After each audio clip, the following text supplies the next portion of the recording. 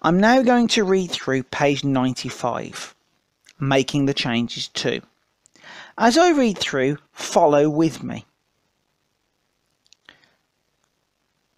Kings and Queens.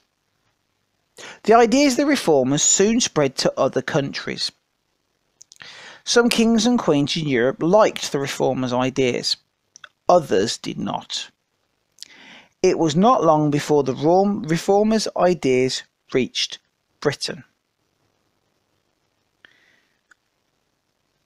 In the map it says, Protestant ideas reached more and more European lands as the century went by, even though some of these countries remained Catholic.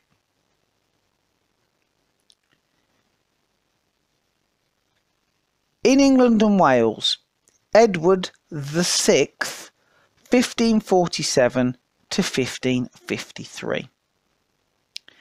Edward VI was only 9 when he became king.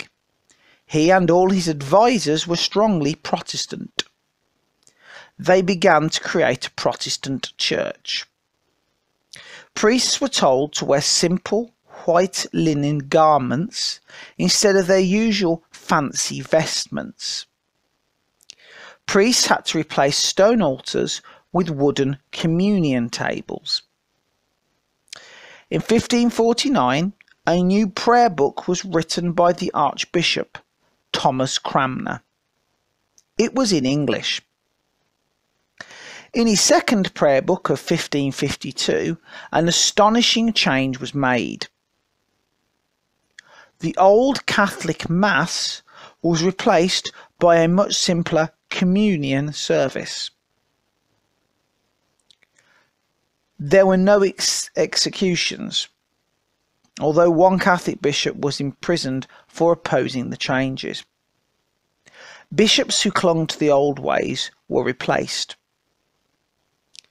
Protestant preachers worked hard to persuade people to accept the changes, but some people carried on worshipping peacefully in the old ways. In Lancashire, many Catholic communities managed to avoid the changes altogether. Meanwhile, in Scotland, here the ideas of John Calvin spread rapidly.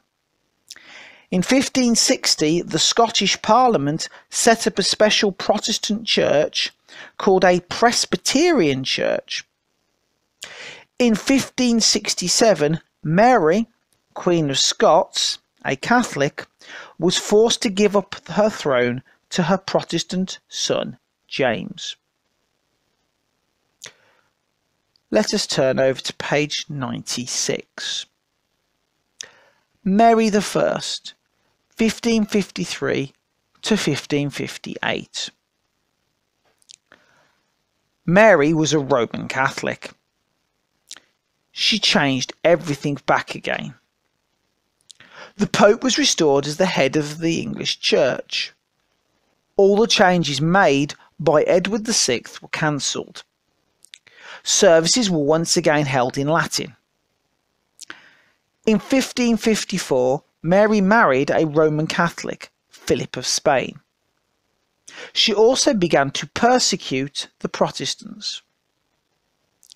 During her reign, about 300 Protestants were burned to death. One of these people was Thomas Cranmer, the Archbishop who rewrote the prayer book in Edward's reign. Coping with the changes. Ordinary lives.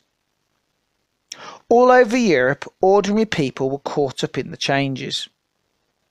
Ordinary people did not always hold the same beliefs as their rulers. Sometimes people changed their minds freely. Sometimes they were forced to change their minds. Sometimes they fled to other countries where they hoped to be safer. During Mary's reign, it was dangerous to be a Protestant. Some very famous and important people, like the former Archbishop Thomas Cranmer, were burnt at the stake, but most of the people burnt in Mary's reign were ordinary people. Here is a list of all the people who were burnt. Men: 21 priests, 13 weavers, 9 gentlemen, 7 husbandmen, 6 labourers, 4 fullers, shearmen, 3 tanners, sawyers, brewers, painters. 2 tailors, butchers, smiths, bricklayers, carpenters, servants. 1 apothecary, schoolmaster, merchant, linen draper. 1 constable, cook, barber, glazier, artificer, wheelwright, glover, shoemaker, miller, merchant. 114 unknown. Women: 6 widows, 25 wives, 5 unmarried.